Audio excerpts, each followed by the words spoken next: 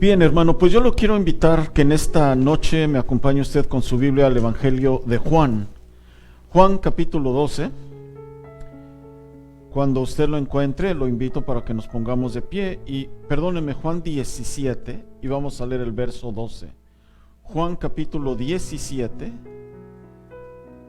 y vamos a leer el verso 12. Y mientras usted lo encuentra, quisiera mencionar solamente que en las escrituras aparecen hermosos registros de hombres, de mujeres de Dios que marcaron las páginas de la escritura gracias a su obediencia al Señor, a su dedicación, a su abnegación, a la fe con la que ellos se sostuvieron firmes en las promesas del Señor. Y estos personajes bíblicos trascendieron en la historia, pues precisamente por ello, por su corazón con el cual ellos se acercaron siempre al Señor y anduvieron en sus caminos. Por supuesto, hombres como Moisés, como David, como Elías, pues forman parte de este grupo. Pero también vamos a encontrar en las Escrituras a algunos personajes que marcaron también la historia, pero no por su aportación al reino de Dios. Por el contrario, por su oposición al reino de Dios. Por supuesto, nombres como el de Faraón, como un Goliat, como una Jezabel, pues bueno, son aquellos que pasan a la historia, pero no por haber dado una aportación en el reino, sino una oposición al reino de Dios. Hoy, en esta noche, quiero particularmente tratar el caso de uno de estos personajes antagónicos que marcó precisamente la historia bíblica y bueno, realmente la historia de la humanidad, porque fue precisamente este personaje que formó parte del ministerio del Señor y marca la historia precisamente por su oposición al reino de Dios. Hoy queremos hablar de Judas y el tema yo lo he titulado Judas, el hijo de perdición. La porción que nos va a servir para dar pauta a esta enseñanza la encontramos en el Evangelio de Juan, que en el capítulo 17, leo el verso 12, está el Señor orando durante la Pascua por sus discípulos, y estas palabras, durante su oración el Señor dice: cuando estaba con ellos en el mundo, yo los guardaba en tu nombre, a los que me diste, yo los guardé, y ninguno de ellos se perdió, sino el hijo de perdición, para que la escritura se cumpliese. Padre amado, le queremos dar gracias en esta noche. Bendecimos su nombre, Padre, por la oportunidad que usted nos da de estar aquí en su casa, Señor, en una tarde como hoy, Padre, una tarde de Shabbat, el día solemne de cada semana en el cual nos apartamos y nos presentamos, Señor, delante de usted para adorarle, para bendecirle, para elevar a usted nuestras voces. Cuanto más para agradecerle que nos permite abrir este libro sagrado y siempre rogar, Padre, que a través de los textos que leamos, usted hable a nuestras vidas. Necesitamos escuchar su voz.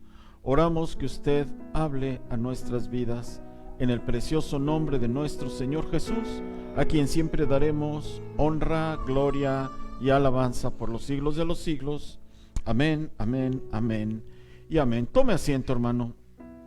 Bueno, hoy en esta noche quiero abordar este tema y quisiera, para poder desarrollarlo, yo me he permitido dividirlo en 5 porciones, 5 secciones.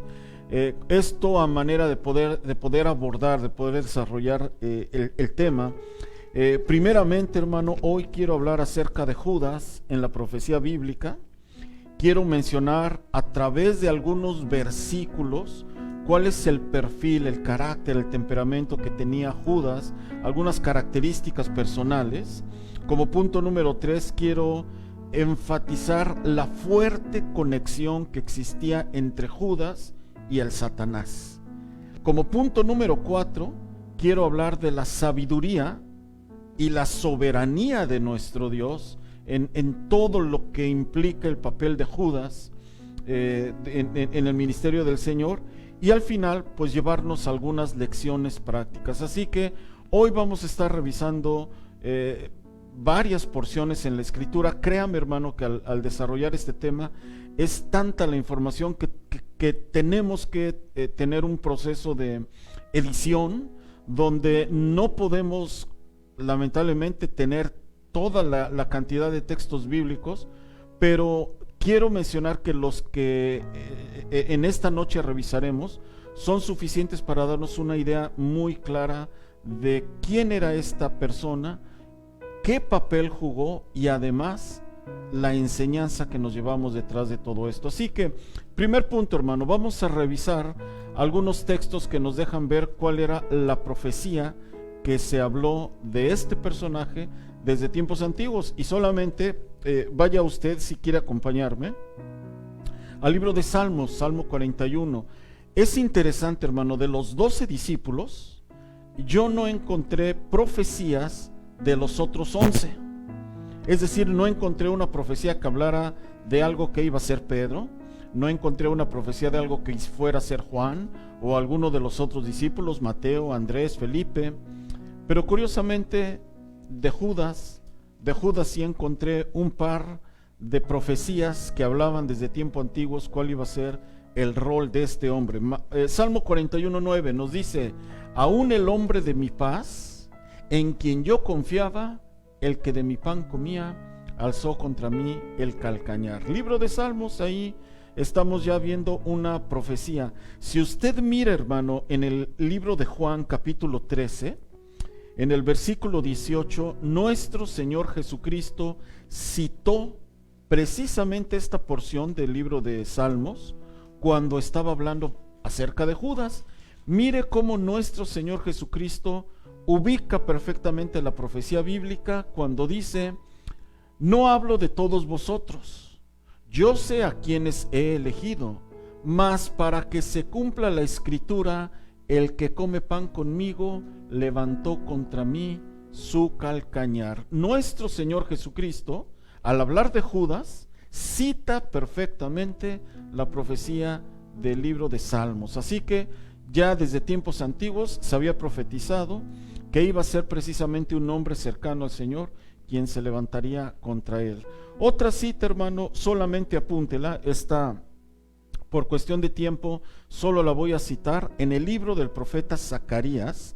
Si usted toma notas, en el capítulo 11, en el verso 12, se profetizó cuál sería el precio con el cual venderían o traicionaría Judas al Señor, y su cumplimiento lo pueden ver en Mateo 27:9. O sea que dos profecías al menos encontré en la Escritura, uno acerca de la traición y otro acerca del precio que se pondría para cuando Judas traiciona al Señor, lo traiciona por un precio de 30 monedas de plata. Bueno, esto nos deja ver que ya desde tiempos antiguos la Escritura hablaba de aquel hombre que daría la espalda y traicionaría a nuestro Señor.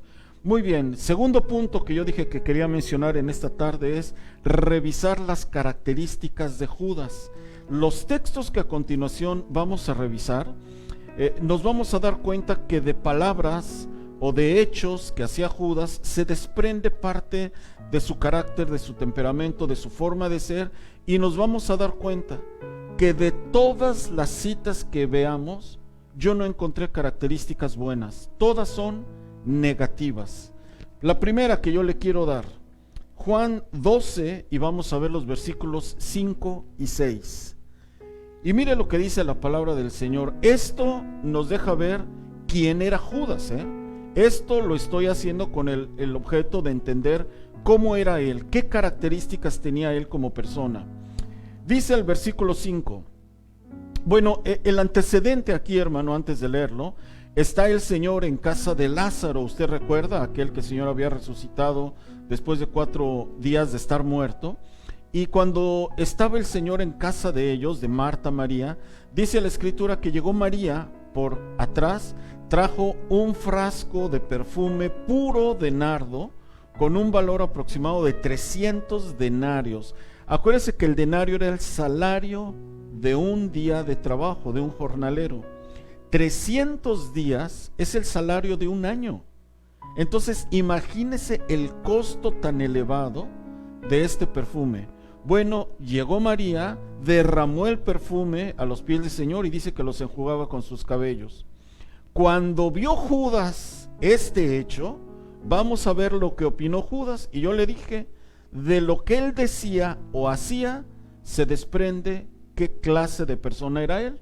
Entonces dice Judas, ¿por qué no fue este perfume vendido por 300 denarios y dado a los pobres? Pero dijo esto no porque se cuidara de los pobres, sino porque, subraye, era ladrón.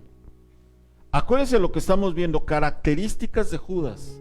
Y teniendo la bolsa, sustraía de lo que se echaba en ella. Entonces, vamos a ver con estos textos qué clase de persona era Judas. Y yo le dije, no encontré características buenas.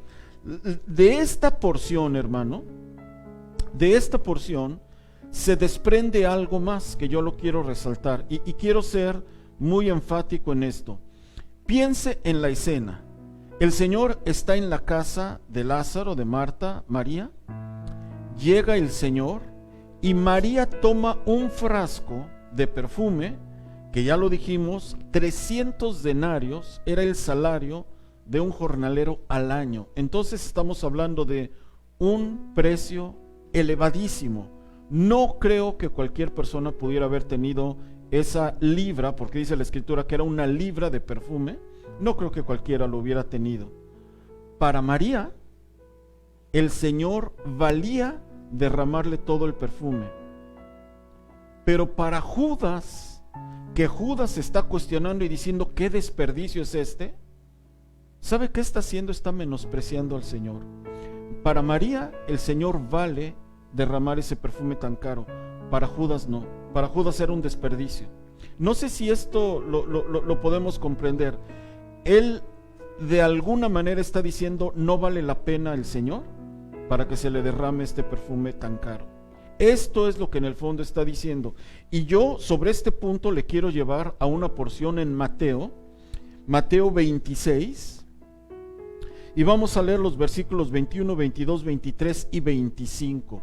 Quiero a través de estos pasajes que veamos en qué concepto tenía Judas a nuestro Señor Jesús. Ya lo dijimos, a través del ejemplo del perfume, para él el Señor no valía que se le hubiera derramado este perfume tan caro. Para María sí lo valía.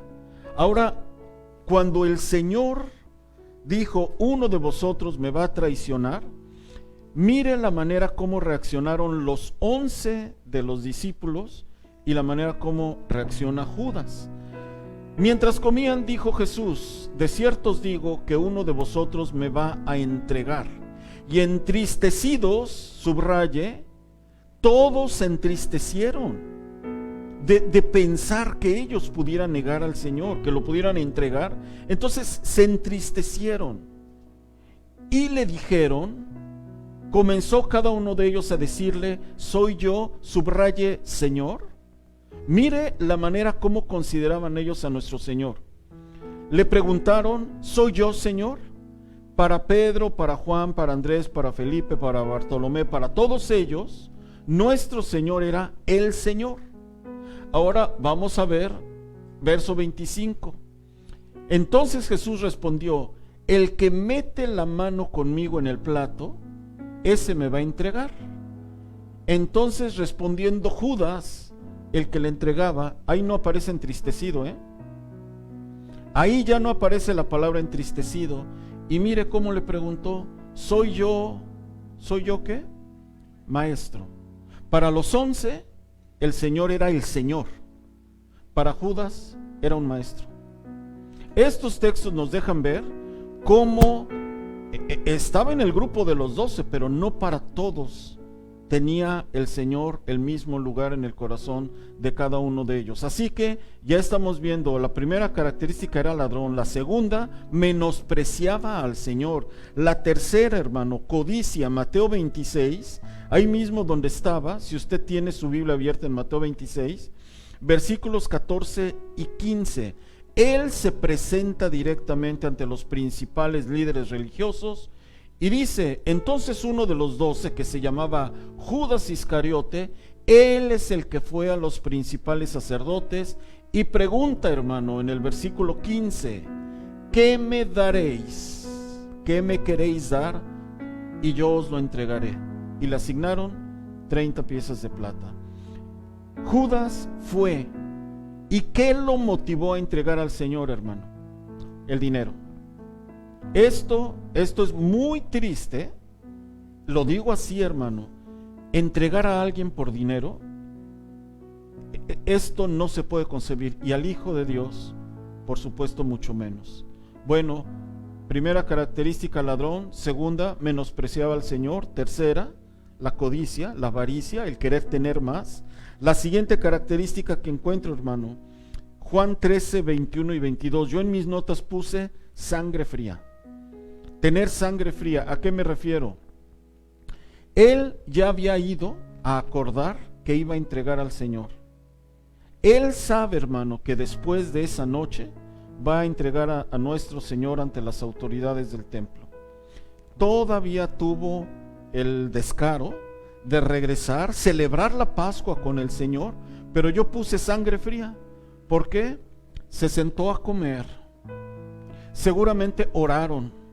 Seguramente levantaron la voz para agradecer al Señor por la Pascua. Seguramente tuvieron ahí un tiempo para abrazarse, para regocijarse en lo que era esta celebración. Y vamos a ver lo que dice la escritura de Judas. Habiendo dicho Jesús esto, fíjese, se conmovió en espíritu y declaró y dijo: de cierto os digo que uno de vosotros me va a entregar. ¿Cómo reaccionaría usted si está en el grupo y dice el Señor: uno de ustedes me va a entregar, y usted sabe que es usted?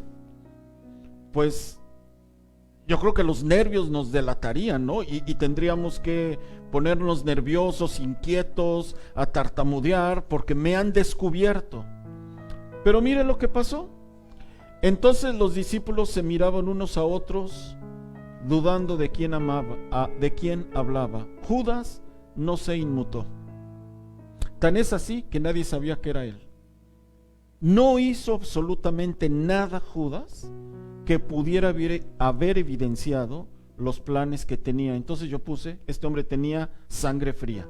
Se necesita mucha maldad, así lo digo, mucha maldad para hacer lo malo, pero aparentar que soy una blanca palomita, que no he hecho nada.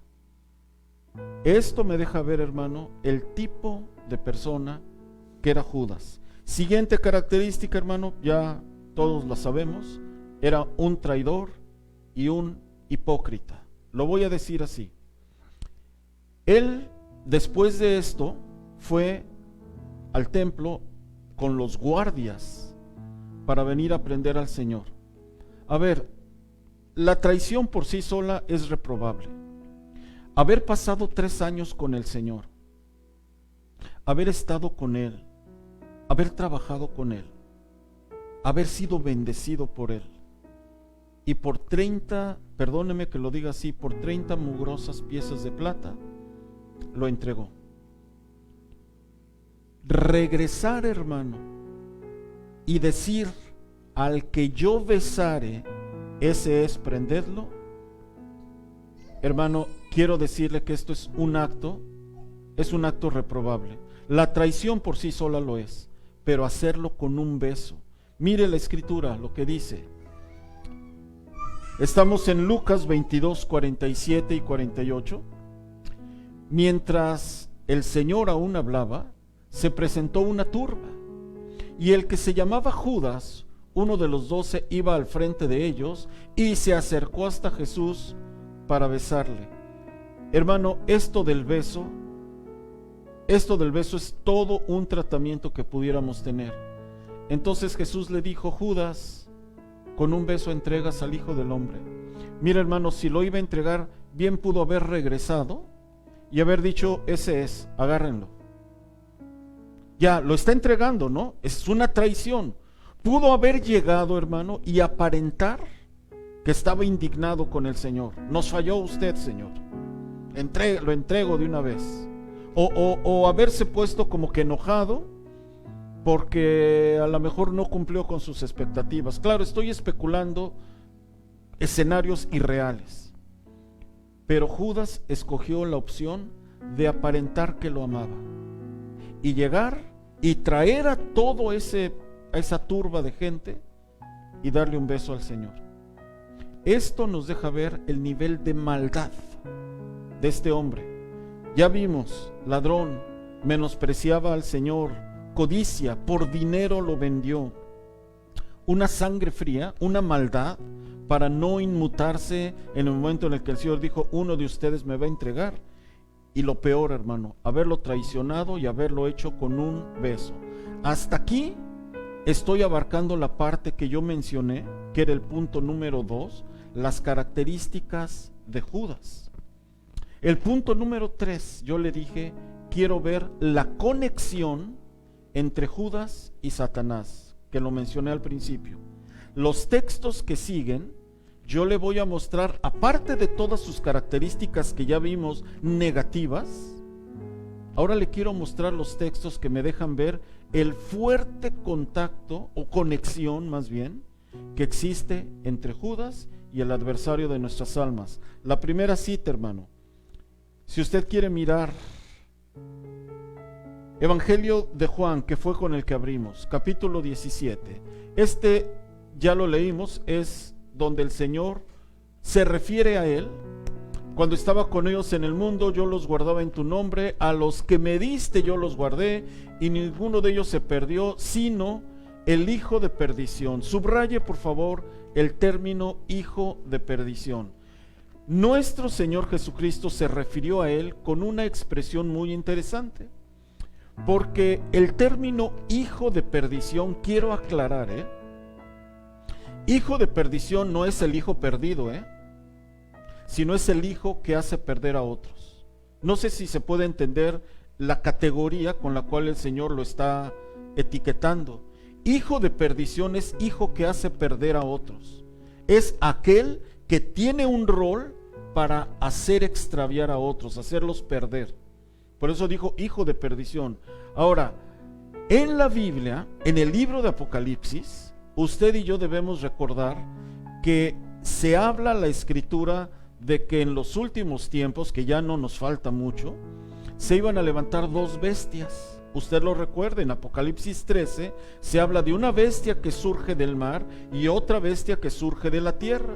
Y el capítulo entero nos da un detalle cómo van a ser las características de estas bestias. Bueno, la primera bestia, la mayoría de los académicos consideran que se refiere al anticristo, y la segunda de las bestias es muy comúnmente catalogarla como el falso profeta. Estas son las dos bestias del Apocalipsis. Le quiero llevar a segunda de Tesalonicenses, si usted quiere ir con su Biblia, al capítulo 2. El apóstol Pablo en este capítulo está hablando de la segunda bestia, del falso profeta. Y vamos a ver con qué palabras el apóstol Pablo se refiere a este personaje. Nadie os engañe en ninguna manera, porque no vendrá, está hablando de nuestro Señor, no vendrá nuestro Señor sin que antes venga la apostasía y se manifieste el hombre de pecado. Déjeme tantito la pantalla. Y mire nuevamente la expresión con la que el Señor se refirió a Judas, el hijo de perdición. Nuevamente, fíjese que el Señor se refirió a Judas como el hijo de perdición, y Pablo habla de la segunda bestia, del hombre de pecado, también como el hijo de perdición. Entonces, esto no lo pasemos por alto. Es una frase con la que se identifica a un emisario de Satanás. Porque recuerde que la bestia, ahora sí, si me ponen la siguiente cita, en el versículo 9, seguimos en 2 de Tesalonicenses 2, hablando Pablo del hombre de pecado, dice: inicuo, cuyo advenimiento, subraya en su Biblia, es por obra de Satanás, con gran poder y señales y prodigios mentirosos. Entonces, el término hijo de perdición se le otorga también al falso profeta y nos dice la Escritura que este inicuo viene por obra de Satanás. Entonces, el término hijo de perdición que el Señor se refirió de Judas, estamos hablando de un emisario del adversario, un inicuo cuyo proceder es obra del Satanás. Entonces, no lo pase por alto. Yo le dije, los primeros textos hablé de las características de Judas, los segundos de su conexión con el adversario. La siguiente cita es todavía más clara. Si usted va a Juan capítulo 6, aquí nuevamente el Señor hablando a los discípulos y refiriéndose a Judas, y mire lo que dice el Señor. Jesús les respondió: ¿no os he escogido yo a vosotros los 12, y uno de vosotros es diablo? ¿A quién se refiere el Señor? Verso 71, hablaba de Judas Iscariote, hijo de Simón, porque este era el que le iba a entregar y era uno de los 12. Característica que el Señor le está dando a Judas: este era diablo. El vocablo en el griego es el mismo, diabolos, ¿y sabe qué significa? Satanás, de acuerdo al diccionario Strong. Esto nos debe dejar ver, hermano, que la persona, el personaje de Judas tiene una conexión muy estrecha, muy fuerte con el reino de las tinieblas. Y solamente una cita más, hermano, en Juan 13:10, si la ponen en la pantalla, pero únicamente la refiero.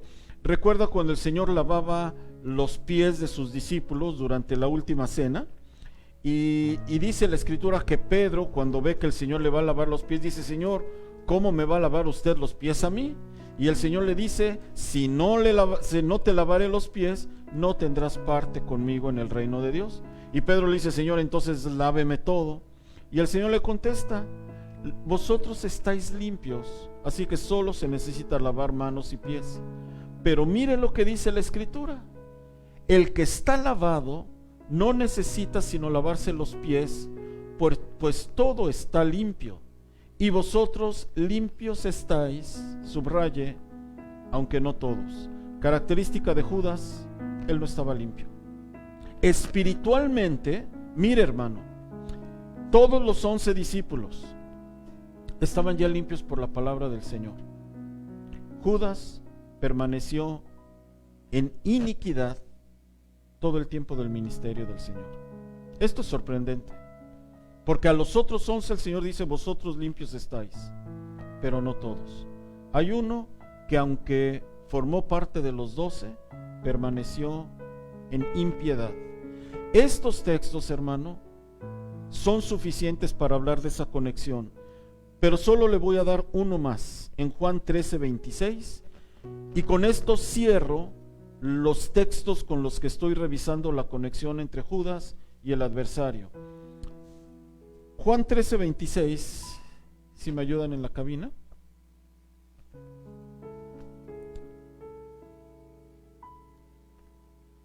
Respondiendo Jesús dijo: a quien yo diere el pan mojado, aquel es.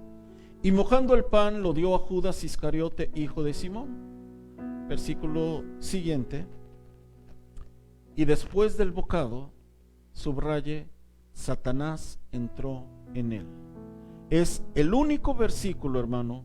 Bueno, Lucas también reitera esta idea. Judas es el único personaje en toda la Biblia que abiertamente la Biblia dice que Satanás entró en él. Todos los demás casos eran espíritus inmundos. Todos los demás casos de posesión demoníaca, la Biblia dice que eran espíritus inmundos. Al único que la Biblia dice que Satanás entró en una persona fue en Judas. Esto es suficiente para que entendamos que la naturaleza de Judas, ya vimos, ladrón, codicioso y todo lo que ya revisamos, más aparte hijo de perdición, más aparte era un diablo, estaba impuro todavía. Y estamos viendo aquí claramente Satanás entró en él. Nos deja ver la conexión tan fuerte que existía entre Judas y el reino de las tinieblas. Con esto termino el tercer punto de mi enseñanza. Pero el cuarto punto, yo dije, quiero resaltar en esta enseñanza, la sabiduría y la soberanía de nuestro Dios. Pero para poder abordar este punto de su soberanía y su sabiduría, quisiera plantearlo haciendo algunas preguntas. La primera que yo le quisiera formular en esta noche: ¿el Señor sabe todas las cosas? La respuesta es sí. El Señor sabe absolutamente todo. Siguiente pregunta: ¿Satanás tenía una conexión con el reino de las tinieblas? Sí, la respuesta es sí. Era hijo de perdición, era un diablo, estaba impuro y todo lo que ya dijimos. Tercer pregunta: ¿por qué lo escogió el Señor?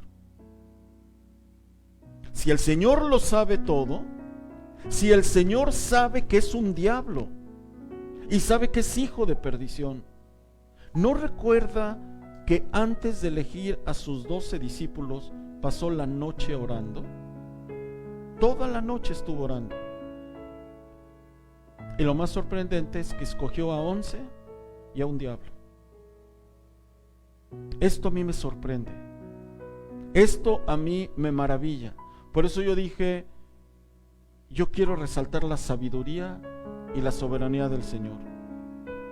En su sabiduría pudo haber escogido a 12 que fueran los 12,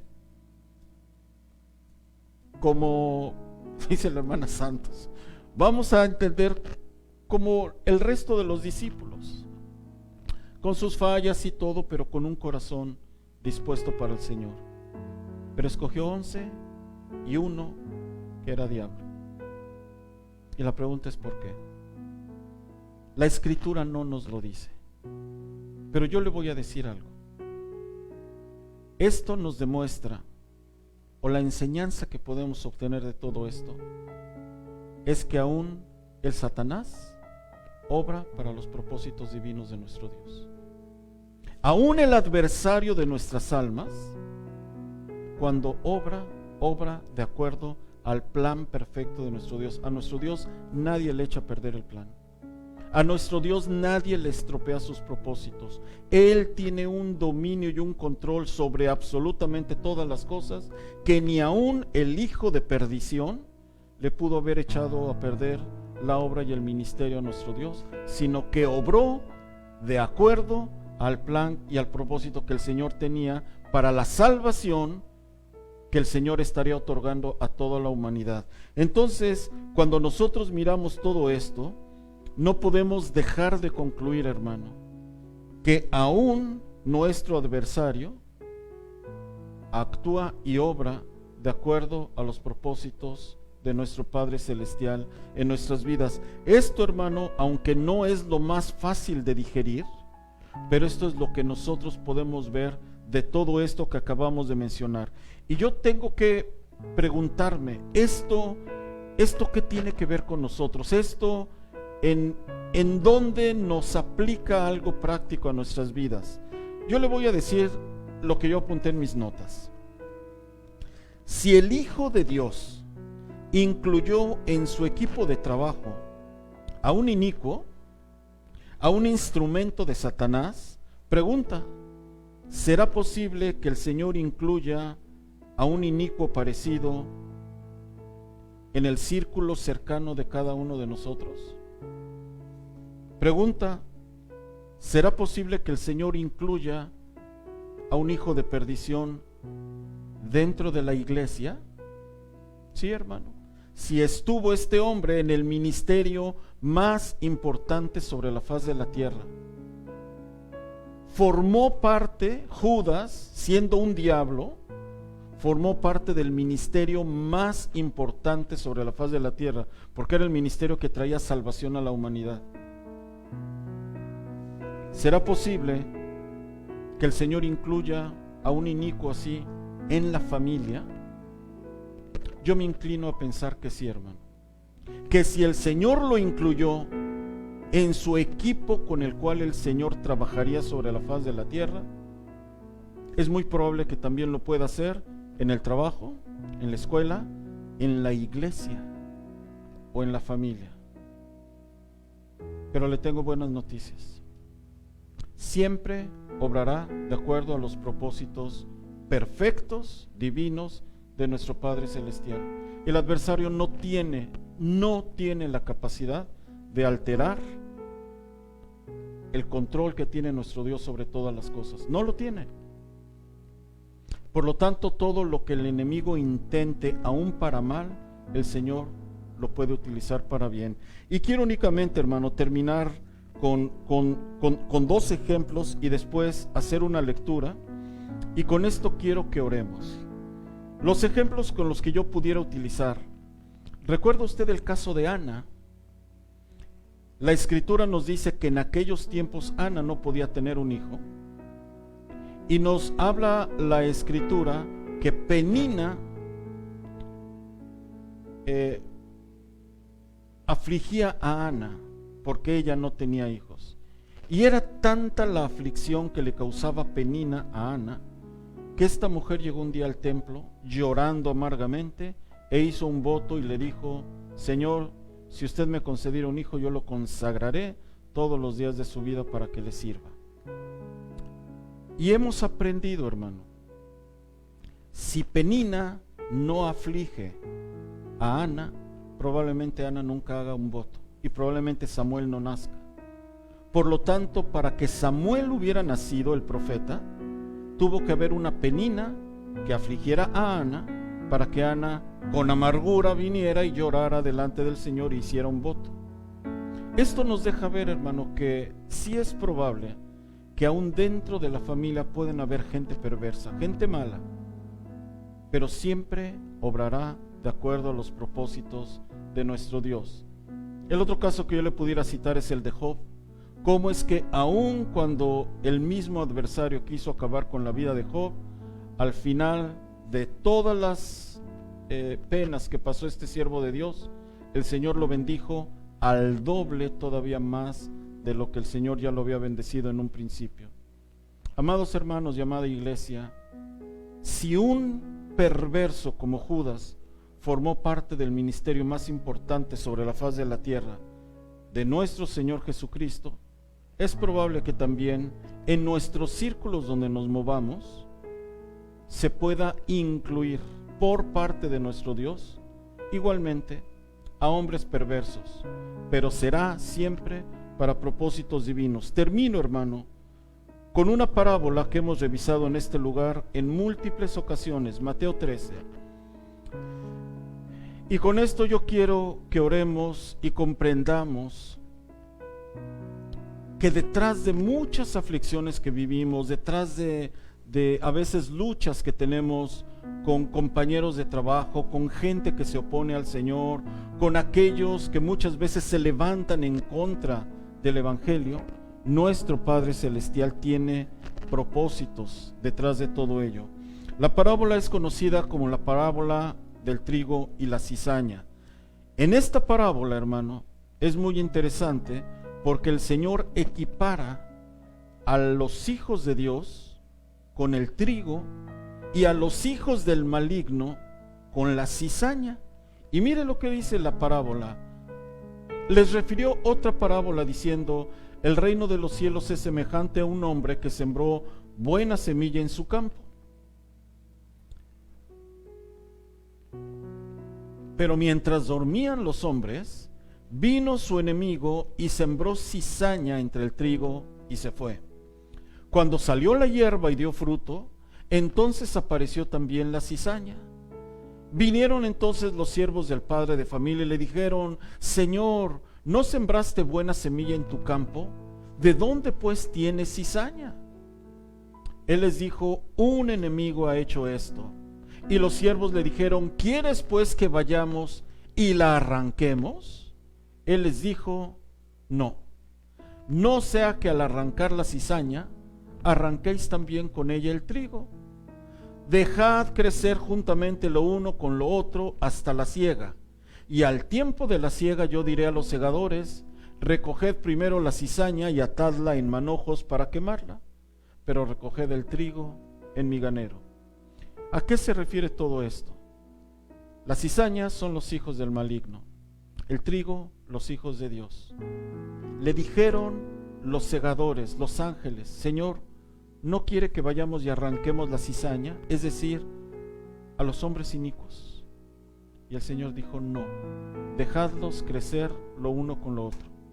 Por algún motivo, nuestro Padre Celestial ha querido dejar que crezcamos cizaña y trigo juntamente, por sus propósitos, porque a través de todo ello el Señor puede obrar en nuestras vidas, el Señor puede moldearnos, el Señor puede hacer que nosotros aún crezcamos espiritualmente. ¿Cómo? No recuerde que en la Escritura el Señor dijo, orad por los que os persigan, bendecid a los que os maldicen, haced bien a los que os hagan mal, porque entonces seremos llamados hijos de Dios. Amados hermanos y amada iglesia, no nos inquietemos si a nuestro alrededor, tal vez en el trabajo, tal vez en nuestra familia, tal vez en la iglesia, hayan hombres perversos que muchas veces desean nuestro mal. Hoy tenemos que aprender una cosa: si en el ministerio del Señor uno de ellos formó parte, significa que también en nuestras vidas puede haberlo, pero tendrá que ser para cumplir los propósitos de Dios. En el caso del Señor, una cosa yo le puedo decir: seguro que el Señor oró por Judas, seguro que el Señor bendijo a Judas, seguro que el Señor trató bien a Judas. Esto nos da un ejemplo a usted y a mí. Aunque haya gente inicua y perversa a nuestro alrededor, tenemos que sacar lo mejor de nosotros a través del trato con todas estas personas. Cierre sus ojos.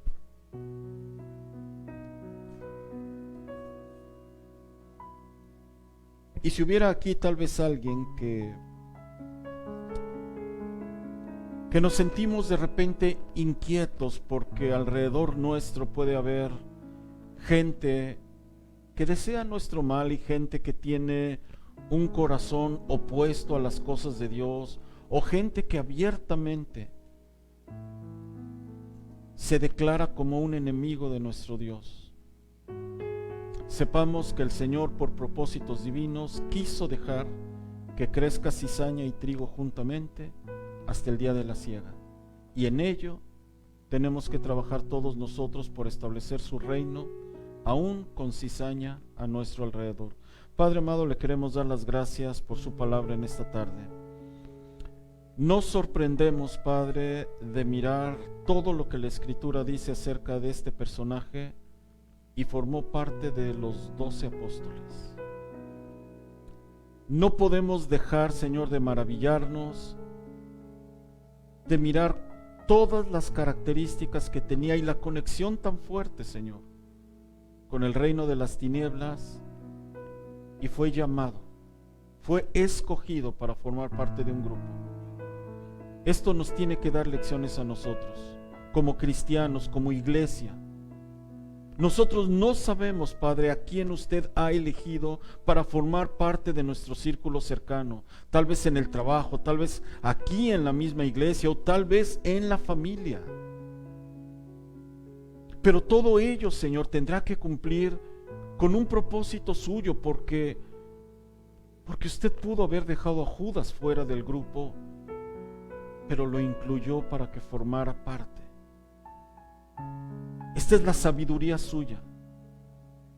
Esto es lo que nos deja ver que usted es un Dios que obra de formas y maneras que nosotros no entendemos, pero que al final de todo ello, Señor, usted cumplió con el propósito de la salvación, y la salvación llegó a la humanidad, y Judas no fue, Padre, un obstáculo, sino que finalmente terminó siendo un instrumento para que se cumpliera todo ello. Así tal vez nosotros, Señor, nos cuesta trabajo pensar por qué a veces batallamos con gente a nuestro alrededor, por qué hay gente mala y perversa, Señor, cercana a nosotros, por qué muchas veces hay aquellos que se levantan abiertamente en contra de su palabra, en contra de usted y en contra de sus hijos. Hoy queremos aprender algo. El ejemplo de nuestro Señor Jesucristo tiene que levantarse en esta noche, Padre, como un parámetro a seguir. Y nosotros queremos hacer lo mismo. aprender a trabajar juntamente con la cizaña hasta el tiempo de su venida. Pero en medio de todo ello, Señor, rogamos que podamos mantenernos firmes en el llamado que usted nos hace, entendidos que aún la cizaña, Padre, cumplirá propósitos para moldear la vida de aquellos que usted ha llamado para poder extender el reino suyo sobre la faz de la tierra. Denos la fortaleza, Padre, y denos el entendimiento, y denos el amor, y denos la paciencia, y otórguenos el perdón, y otórguenos, Padre, el que podamos orar y bendecir por los que nos persiguen y nos ultrajan, porque finalmente este es el llamado que usted nos da. Es Shabbat, Señor. Este es el día solemne de cada semana, es el día en el cual oramos, Señor, que la bendición que usted manda en la Escritura sea una realidad en todos aquellos que estamos aquí y aún en aquellos que miren esta enseñanza por alguna reproducción electrónica. Centro Cristiano, Yevarejeja Yehová veishmereja, Yaer Yehová panaveleja vijuneca, Isa Yehová panaveleja veaserleja shalom. Que Jehová te bendiga y te guarde, que Jehová haga resplandecer su rostro sobre ti y tenga de ti misericordia, que Jehová alce su rostro sobre ti y ponga en ti paz.